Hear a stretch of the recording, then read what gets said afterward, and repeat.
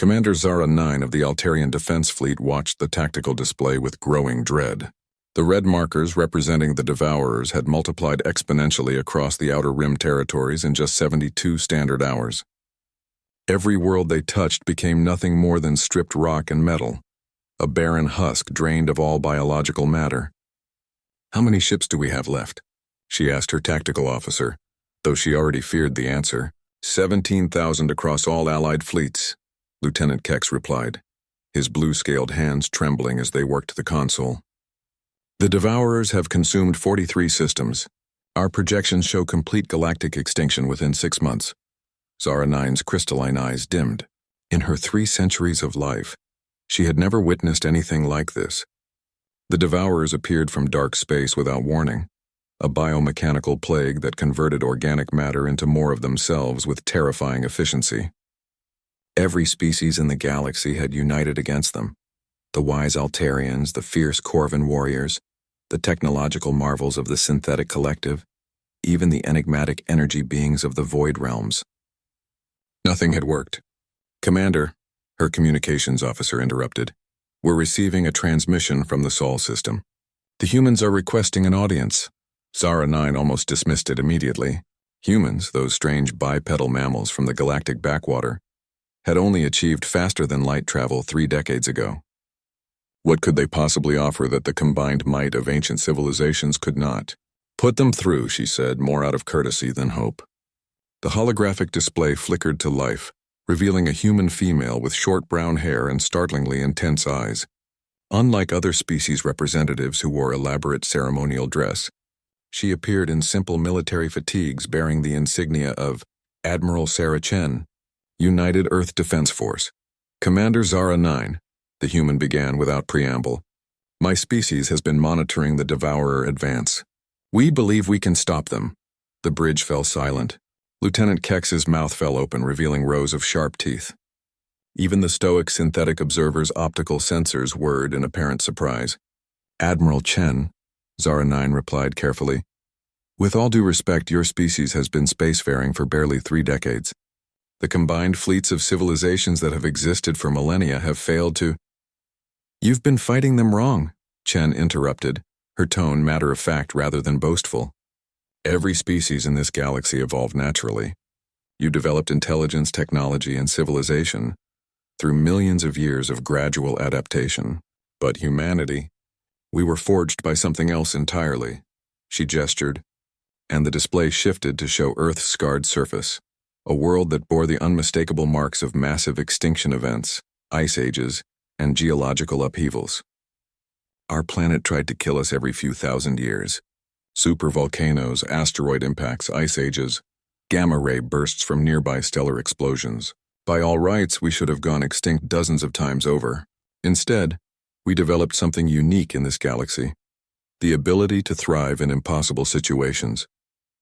Admiral Chen's image was replaced by tactical readouts that made Zara 9's blood run cold.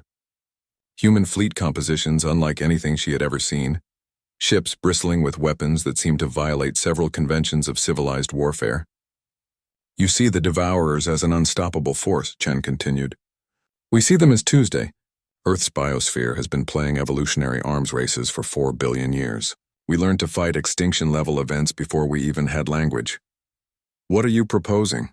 Zara 9 asked, though part of her already suspected the answer would horrify her. "Total war," Chen replied without hesitation. "Not the careful, measured conflicts your species prefer.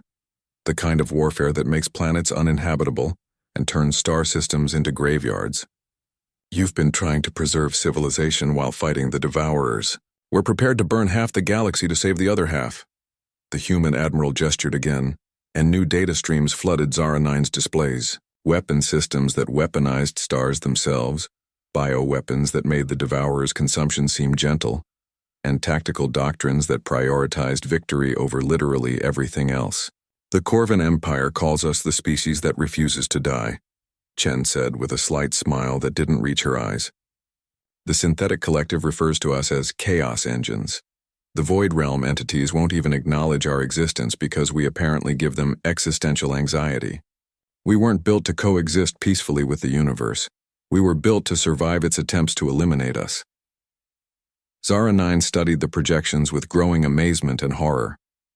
Human battle tactics that involved deliberately crashing ships into devourer swarms, weapons that turned entire moons into kinetic projectiles, soldiers who continued fighting even after suffering injuries that would kill most other species. Your survival strategies are... She searched for the appropriate word, extreme. Evolution doesn't care about your comfort zone, Chen replied. Every human alive today is descended from ancestors who survived at least 6 mass extinction events. We carry the genetic memory of species that refused to quit, even when their entire world was ending. The devourers think they're the ultimate predator. They haven't met a persistence hunter yet. The tactical display updated with human fleet movements, thousands of ships emerging from the Sol system.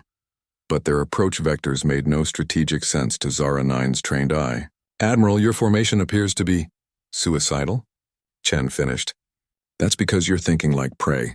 We're thinking like the thing that chased mammoths across continents until they collapsed from exhaustion. The devourers want to consume? Fine. We'll give them indigestion that lasts for geological epochs.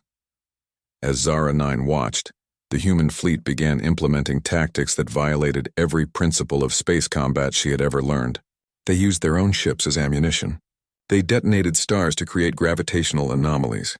They released swarms of self-replicating war machines that made the devourers look restrained by comparison.